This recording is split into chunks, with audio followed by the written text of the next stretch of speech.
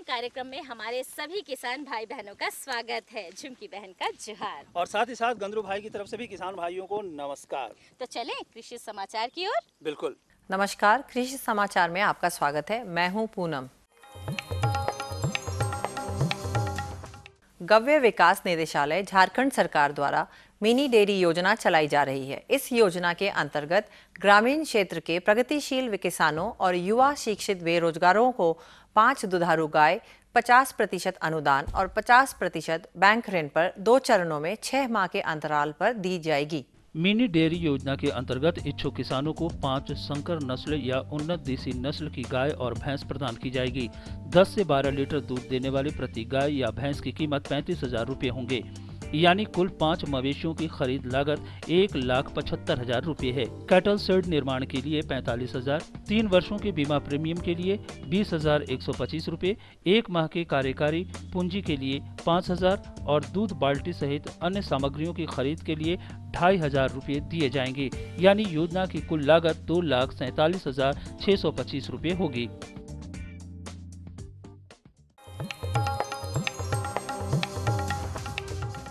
राज्य सरकार के कृषि विभाग ने तय किया है कि प्रखंड के गोदाम के संचालक का जिम्मा अब नेफेड को दिया जाएगा। किसान वेयरहाउस तक अपना अनाज पहुंचाएंगे, वहां से अनाज विभाग के गोदाम तक नेफेड ले जाएगा।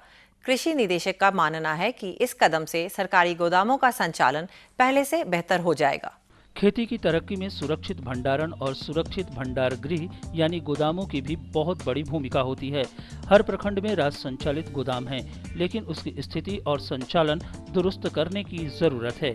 इन्हीं बातों को ध्यान में रखते हुए कृषि विभाग ने फैसला किया है कि अब हर प्रखंड के गोदाम का संचालन नेफेड के द्वारा किया जाएगा।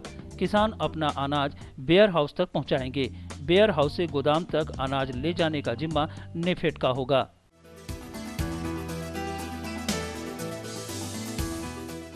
अभी के मौसम में धान के फसल में तना छेदक कीट और गंधी बग जैसे कीड़ों का प्रकोप बढ़ जाता है।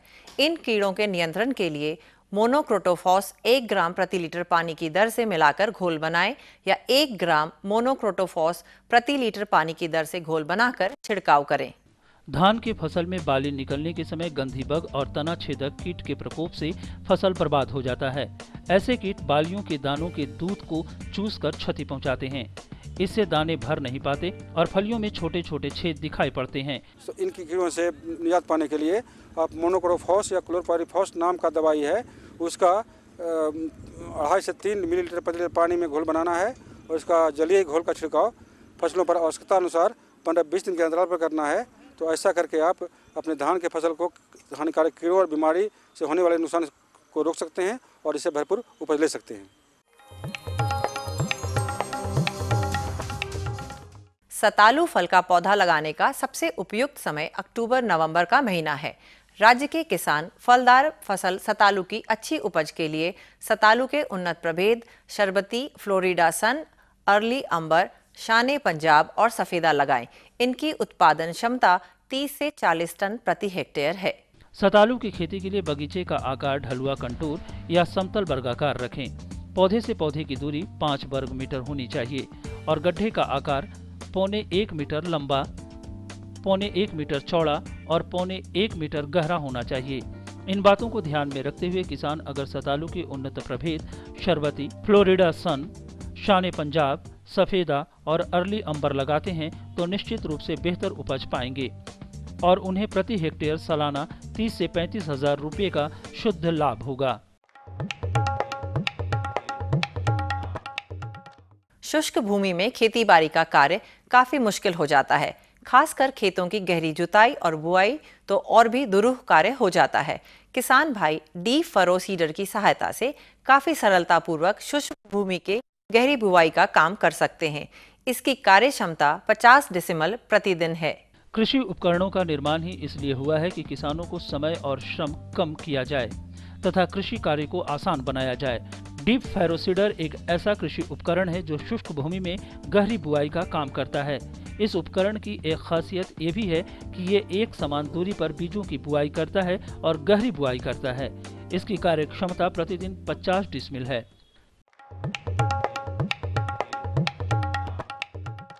किसान मेहनत करता है उपज देने वाला तो खेत है।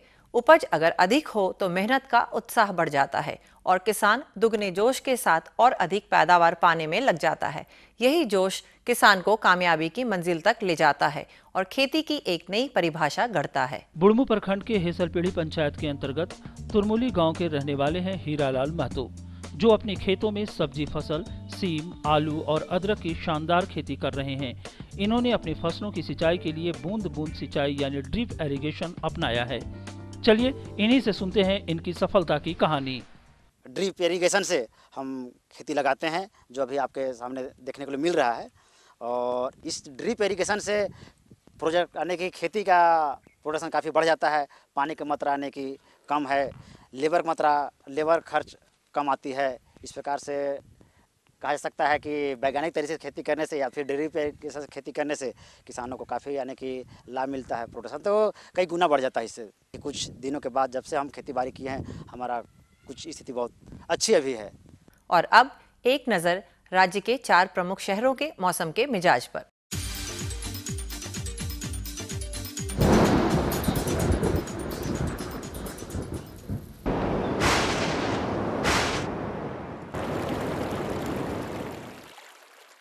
आज राज्य के 3 प्रमुख नगरों के दर्ज तापमान इस प्रकार हैं।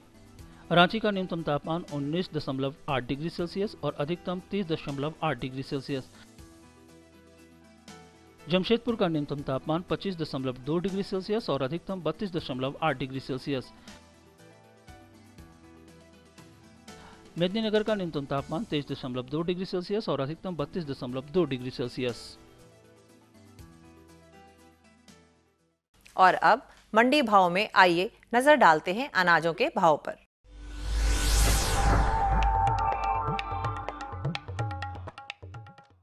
आज कृषि उत्पाद बाजार समिति पंडरा रांची में दर्ज किए गए विभिन्न खाद्यान्नों के थोक भाव इस प्रकार हैं। चावल मोटा 1800 रुपये से 2050 रुपये, चावल मध्यम 2150 रुपये से 2250 रुपये, चावल उत्तम 2350 रुपये से 2550 रुपये, गेहूं 1300 रुपये से 1400 रुपये, चना 4900 रुपये से 5100 रुपये, दाल अरहर 5200 रुपये से 7000 रुपये, दाल मसूर 4150 रुपये से 4550 रुपये, दाल चना 5750 रुपये से 6150 रुपये, सरसों तेल 10150 रुपये से 10250 रुपये, चीनी 3600 रुपये से 3700 रुपये, आलू 1250 रुपये से 1350 रुपये और प्याज 930 रुपये से 1030 रुपये प्रति क्विंटल रहा। कृषि समाचार में आज इतना ही। अगले दिन अगले अंक में फिर मुलाकात होगी कुछ ताज़ा तरीन खबरों के साथ। तब तक के लिए दीजिए इजाजत। नमस्कार, जोहार। तो कृषि समाचार में आपने देखा तरह तरह की खेती कैसे की जाती है, मंडी के भाव क्या है और मौसम के मिजाज क्या है। बिल्कुल। और किसान भाइयों, हम यहाँ पर लेंगे एक छोटा सा विराम। इस विराम के बाद हम पुनः हाजिर होंगे। तब तक आप बने रहिए हमारे साथ। ये लो और बताओ। बस। अरे ये क्या भैया जी, बस इतनी सी रासायनिक खाद? किसानी छोड़ रहे हो क्या? किसानी नहीं, नादानी छोड़ रहे हैं। मिट्टी की जांच कराई है। अब तो लालाजी जितनी जरूरत है उतने ही उर्वरक खेत में डालेंगे। हाँ, किसान भाई आज ही अपने जिले की नजदीकी भूमि परीक्षण प्रयोगशाला में मिट्टी की जांच जरूर करवाएं और मिट्टी में पोषक तत्व, नमी व पौधे के विकास को देखते हुए केवल जरूरत के अनुसार ही पोषक तत्व डालें। और हाँ, मिट्टी में गंधक, जस्ता, बोरोन जैसे सूक्ष्म पोषक तत्वों का पता लगाना भी न भूलें। उर्वरक और जैविक खाद के सही उपयोग से भूमि का उपजाऊपन बनाए रखें, उत्पादकता बढ़ाएं, खर्चा घटाएं और बहुमूल्य विदेशी मुद्रा बचाने में भी सहयोग दें। और हाँ, धीमी गति से नाइट्रोजन उपलब्ध कराने वाले उर्वरकों जैसे नीम लेपित यूरिया को प्राथमिकता दें और यूरिया का पत्तों पर छिड़काव करें। अरे वाह, तू तो सचमुच समझदार हो गया रे। अधिक जानकारी के लिए संपर्क करें जिला कृषि अधिकारी या किसान कॉल सेंटर। अम्मा खाना दे दो ना। सबर कर गोलू, अभी दाल नहीं गली है। तू फिक्र ना कर गोलू की अम्मा, अब की बार अपनी दाल खूब गलेगी। क्या मतलब जी? अब की बार NFSM के तहत दाल की पैदावार को बढ़ाने के तरीकों को दिखाने के लिए देश में 1000 क्षेत्र चुने गए हैं, जिसमें हमारा इलाका भी आ गया है। पर इससे हमें क्या फायदा? हमें 5 एकड़ खेती के लिए खाद और कीटनाशक के अलावा बढ़िया बीजों की एक मिनी किट भी मिलेगी। इतनी दाल का करेंगे क्या जी? अरे भगवान, सरकार ने दलहन का समर्थन मूल्य भी खूब बढ़ा दिया है और इनकी खरीद का भी पूरा इंतजाम कर लिया है। इससे आमदनी बढ़ेगी और फिर हमारा गोलू अच्छे स्कूल में जाकर के कृषि वैज्ञानिक बनेगा। हाँ। विराम के बाद एक बार फिर से स्वागत है हमारे सभी किसान भाई बहनों का। क्यों बिल्कुल भाई? बिल्कुल।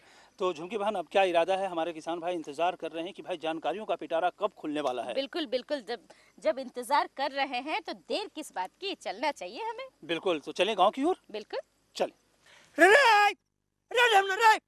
निकल कर चल लगा बोल कर चल चल भागता आओ कि नहीं। अरे दादा, काहे इतना चिल्ला रहे बाबा? हम कुएं से देख रहे हैं कि आप चिल्लाते दौड़ा ला रहे हैं। क्या हो गया? ओ हमरा खेत में तो गाय गोरू घुसा देगा तो मेरा दिमाग मेरा सना गया एकदम। अरे बाबा, हम ढेमना को बोल दिए हैं कि भाई यहाँ से गाय गोरू निकाल दो। दादा इतना चिल्ला रहे हैं। जोहार जोहार जोहार जोहार जोहार।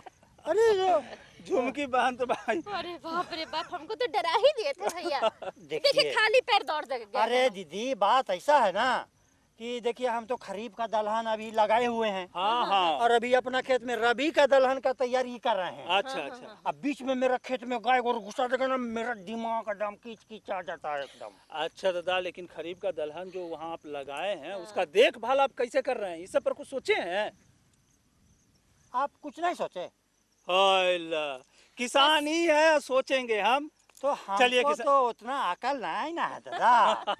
चलिए हम ही लोग सोच लेते हैं और जानकारी ले लेते हैं। हाँ तो लेकिन हम तो विद्वान से जानेंगे, विशेषज्ञ से जानेंगे। बिल्कुल, आपको विशेषज्ञ से ही जानकारी उपलब्ध करवाते हैं। हमारे विशेषज्ञ हैं डॉक्टर नूतन वर्मा। तो आइए जानकारी लेते हैं। बहुत बहुत स्वागत आपका। नमस्कार। आप हमें सबसे पहले ये बताएं कि जो दलहनी फसल है उसकी इस वक्त में क्या देखभाल हो सकती है? सबसे पहले तो मैं अपने किसान भाइयों को ये बताना चाहूँगी कि खरीफ ऋतु में मुख्य रूप से यहाँ हमारे झारखंड के लगभग हर क्षेत्र में, हर जिलों में हमारे किसान भाई अरहर, मूंग, उड़द और कुल्थी, पिछात खरीफ में कुल्थी की खेती जिसकी की बुआई अगस्त और सितंबर माह में की जाती है, खेती कर रहे हैं। और बाकी जितने भी दलहनी फसल हैं उनकी बुआई, अरहर, मूंग, उड़द की बुआई मध्य जून से मध्य जुलाई तक वो कर चुके होंगे। ये फसल में मुख्य रूप से अभी अरहर ही है हमारे खेत में, क्योंकि मूंग की तो कटाई कर चुके हैं किसान भाई, और जिन किसान भाइयों ने उड़द की फसल ले रखी है वो इसकी अभी कटाई की तैयारी में लगे होंगे। तो अभी हम मुख्य रूप से अरहर पर ही ध्यान देंगे। किसान भाइयों को अरहर के फसल में खरपतवार ना पनपने दें, इसका ध्यान रखें, क्योंकि इसकी एक क्रांतिक अवस्था होती है अरहर की फसल की कि बुआई के 15 से 60 दिन तक अगर खेत में जो क्रांतिक अवस्था है इस समय अगर खरपतवार हैं तो ये फसल को सर्वाधिक नुकसान पहुंचाते हैं। अनुमानतः देखा गया है कि 20 से 40% तक की उपज में कमी आ जाती है।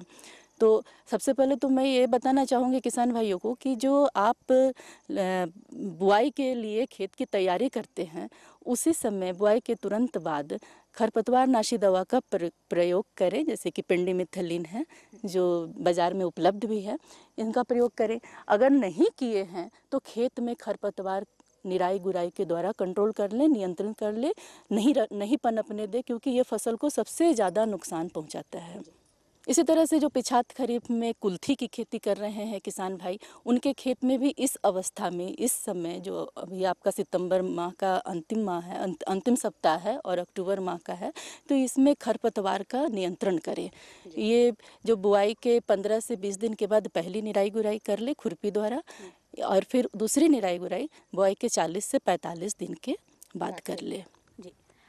जैसे कि हमारी विशेषज्ञ ने आपको बताया कि खरपतवार नियंत्रण काफ़ी आवश्यक है।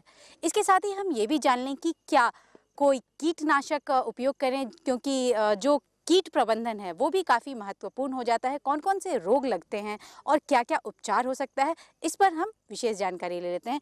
तो ये बताएं कि कौन कौन से कीट इस वक्त दलहनी फसलों को लग सकते हैं? दलहनी फसलों में मुख्य रूप से अभी आपका फली मक्खी कीट का है प्रकोप देखा जाता है। फली मक्खी, फली बेधक और फली बग, ये जो तीनों कीट हैं ये फसल को सर्वाधिक नुकसान पहुंचाते हैं।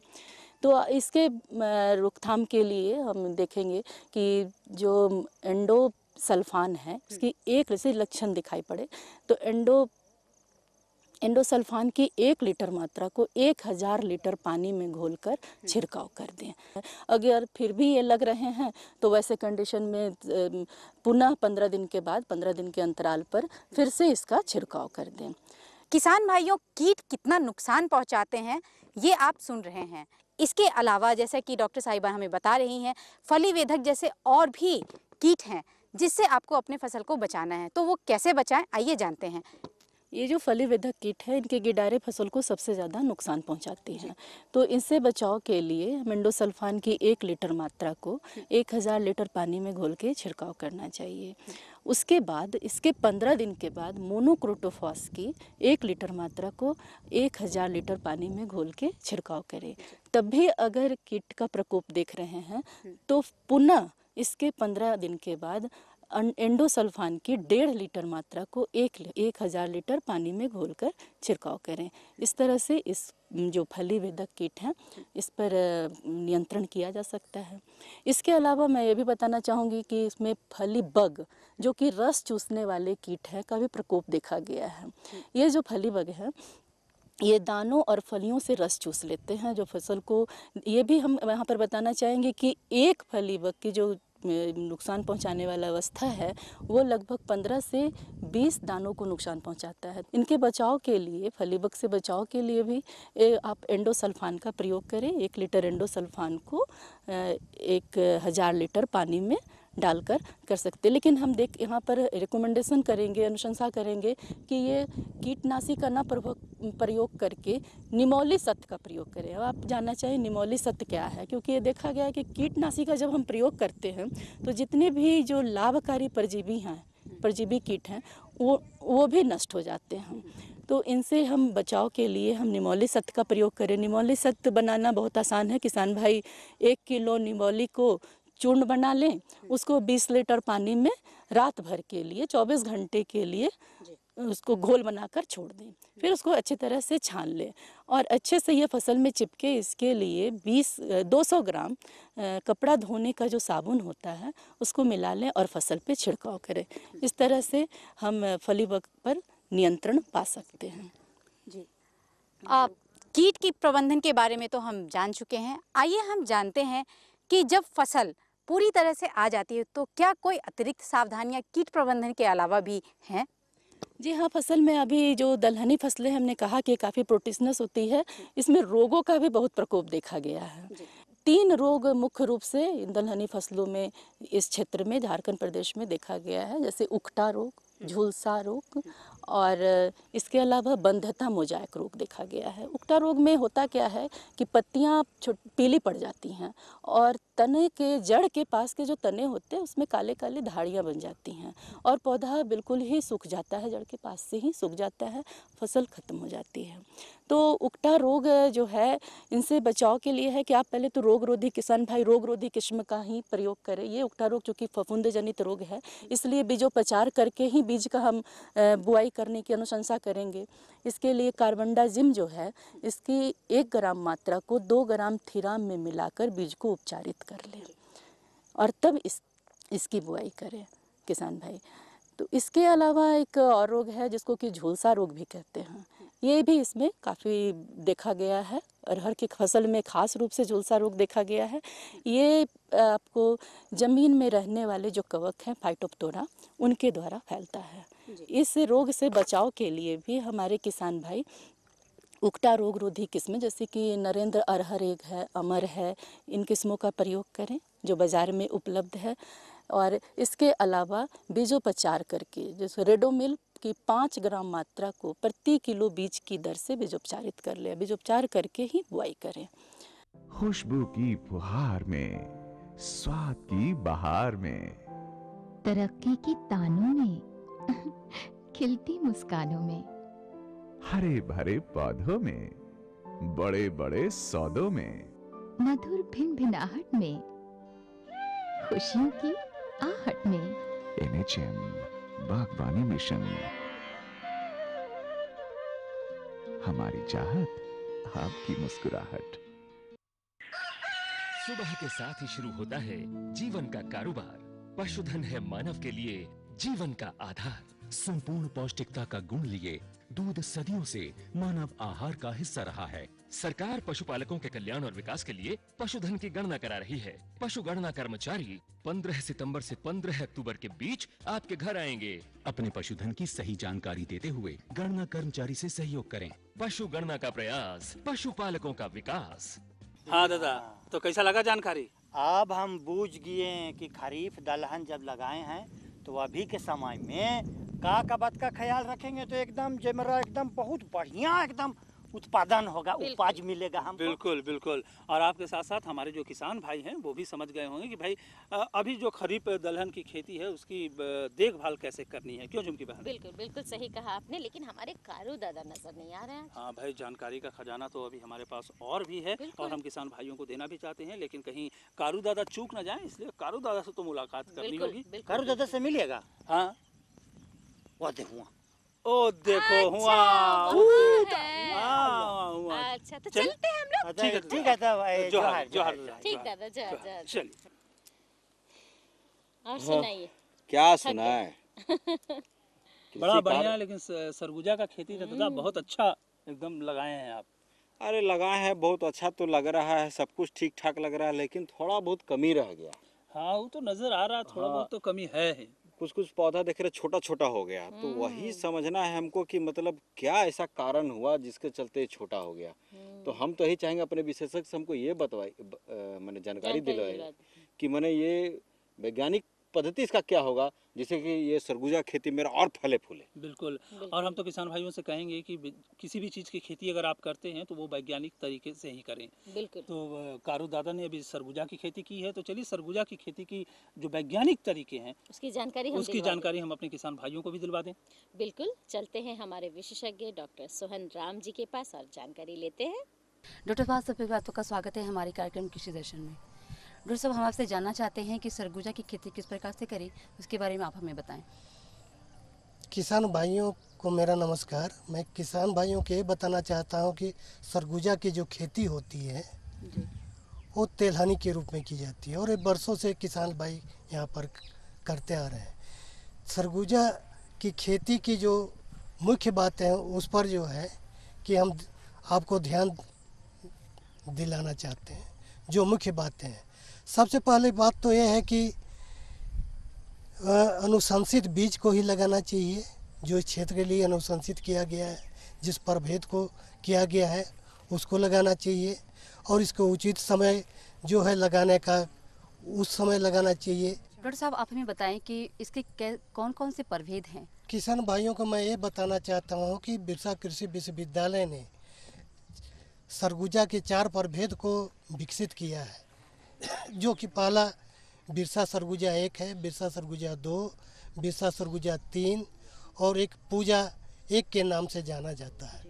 इसके गुण ये हैं कि बिरसा सरगुजा 1 जो है वो 5 से 6 क्विंटल प्रति हेक्टेयर की दर से उपज होती है और दूसरी जो है बिरसा सरगुजा 2 6 से 7 क्विंटल 8 क्विंटल तक इसका उपज ली जाती है। बिरसा सरगुजा 3 जो सो इसकी भी उपज जो सो 7 से 8 क्विंटल तक ली जाती है। पूजा 1 का भी जो है 7 से 8 क्विंटल तक की उपज ली जाती है। डॉक्टर साहब, जैसे फसल अब उग जा रही है तो उसमें निकाई या गुड़ाई के काम भी होते हैं, तो उसके बारे में आप हमें विशेषता से बताएं। निकाई गुड़ाई की बात जो आती है, या किसानों को तो 20 से 25 दिन की जब फसल हो जाती है तो इसकी निकाई गुड़ाई करनी चाहिए। और निकाई गुड़ाई करने से ये होता है कि जो पौधे और खरपतवार के बीच में प्रतिस्पर्धा होता है, या जो न्यूट्रिएंट लेता है वो जो सो सिर्फ पौधे को मिलता है, ये नहीं कि घास पात को मिले। घास पात को मिलेगा तो घास पात की बढ़वार जो सो बढ़ जाती है और पौधे का बढ़वार जो सो कम हो जाती है। अब आगे मैं बताना चाहूँगा कि इसमें खाद की मात्रा जो है, खाद की मात्रा जो सो 20% और 20 और 15 के अनुपात में हम लोग डालते हैं, जो नेत्रजन या फास्फोरस DAP के रूप में और नेत्रजन यूरिया के रूप में। आजकल हम लोग 15 kg के हिसाब से सल्फर भी डालते हैं। तो ये खाद की मात्रा होती है। खाद की मात्रा में आधी मात्रा जो सो बुआई के यूरिया जो है, जो नाइट्रोजन के रूप में मिलता है, उसकी आधी मात्रा बुआई के समय दी जाती है और आधी मात्रा जो है खरपतवार नियंत्रण करने के बाद दी जाती है। इस तरह से खरपतवार खाद दिया जाता है। लेकिन इसमें मैं एक किसान भाइयों को कहूँगा कि कम से कम 5 टन जो सो अच्छी सड़ी हुई गोबर की खाद जो सो खेत में डालना चाहिए लगाने के बाद। किसान भाइयों, ये तो हुई खाद की बातें। आगे हम जानते हैं डॉक्टर साहब से कि इस फसल में कौन कौन से रोग लग जाते हैं, उससे हम किस तरह से नियंत्रण करें, उसके बारे में भी हम डॉक्टर साहब से जान लें। तो डॉक्टर साहब, हमसे जानना चाहते हैं कि खरपतवार का तो आपने आप हमें बताएं, अब कीड़ों से किस तरह से नियंत्रण करें, इसके बारे में भी आप हमें बता दें। सरगुजा में बहुत कीड़े मकोड़े नहीं लगते हैं, बहुत सा रोग नहीं लगता है, लेकिन एक प्रकोप होता है, वो भुआ पीलू कहा जाता है। भुआ पीलू का नियंत्रण करने के लिए यही होता है कि मोनोक्रोटोफॉस या तो नुभान का छिड़काव करना चाहिए, इससे ये नियंत्रण हो जाता है। या बहुत ज़्यादा हो तो उसके पत्ते से निकाल कर उसके पैर से मार देना चाहिए। यह जो सो कीड़े मकोड़े की बात हुई। अब इसकी बात होती है कि यह कितने दिन में पक के तैयार होते हैं। यह कम से कम 90 से 95 दिन और 105 दिन के अंदर जो सो यह पक कर तैयार हो जाता है। उसके बाद जब पत्ते जो उसके पीले पड़ने लगते हैं और इसके कैप्सूल जो है काले रंग के होने लगते हैं, तो समझ चाहिए कि ये इसकी परिपक्वता के दिन पहुंच गए हैं। इस समय इसकी कटाई कर देनी चाहिए। कटाई करने के बाद किसानों को खलिहान में कम से कम 1 सप्ताह सूखने के लिए छोड़ देना चाहिए। उसके बाद डंडे से पिटाई करके इसके बीज को झाड़ लेना चाहिए। ट्रैक्टर के से भी झाड़ सकते हैं या हल बैल से भी इसकी थ्रेसिंग कर सकते हैं और अच्छी तरह से इसकी साफ़ सुथरा करके और इसके बीज को भंडारण करना चाहिए। या जिस तरह का उपयोग करना चाहते हैं किसान भाई, इसकी अच्छी उपज लेकर जो सो फायदा उठा सकते हैं। कैसी लगी जानकारी? हाँ, अब लगा बताइए, अगर हम यही चीज़ पहले से जान गए रहते तो ये जो हमारा पौधा सब जो बीच में छोटा छोटा हो गया इधर का पूरा, ये नहीं होता। चलिए कोई बात नहीं, देर आए दुरुस्त आए, है ना? यही बात हम अपने सब किसान भाई से भी बोलना चाहते हैं कि पहले से सब चीज़ जानिए। जो हम लोग जो ये जानकारी आपको दे रहे हैं इसको जरूर जानिए। बिल्कुल। और हम तो किसान भाइयों से कहेंगे कि अगर आप वैज्ञानिक तरीके से खेती करते हैं तो आपका जो उत्पादन है वो करीब 1.5 से 2 गुना बढ़ सकता है। बढ़ जाएगा, बिल्कुल सही कहा आपने। बिल्कुल। लेकिन तो अभी इस समय की पाबंदी है और हम किसान भाइयों से इजाज़त लेना चाहेंगे। तो चलिए, इजाज़त लेने से पहले हम अपने किसान भाइयों को IMD पुणे से प्राप्त मौसम समाचार की जानकारी उपलब्ध करा देते हैं। बिल्कुल, बहुत ज़रूरी है ये। भारतीय मौसम विज्ञान मंडल पुणे के अनुसार आज राज्य के विभिन्न प्रमुख शहरों का अधिकतम और न्यूनतम तापमान इस प्रकार से दर्ज किया गया। रांची अधिकतम 31 डिग्री सेल्सियस, न्यूनतम 18 डिग्री सेल्सियस। जमशेदपुर अधिकतम 33 डिग्री सेल्सियस, न्यूनतम 21 डिग्री सेल्सियस। वहीं मेदिनीनगर का अधिकतम तापमान 31 डिग्री सेल्सियस और न्यूनतम तापमान 18 डिग्री सेल्सियस दर्ज किया गया। मौसम पूर्वानुमान के अनुसार आकाश साफ रहेगा, छिटपुट बूंदाबांदी हो सकती है।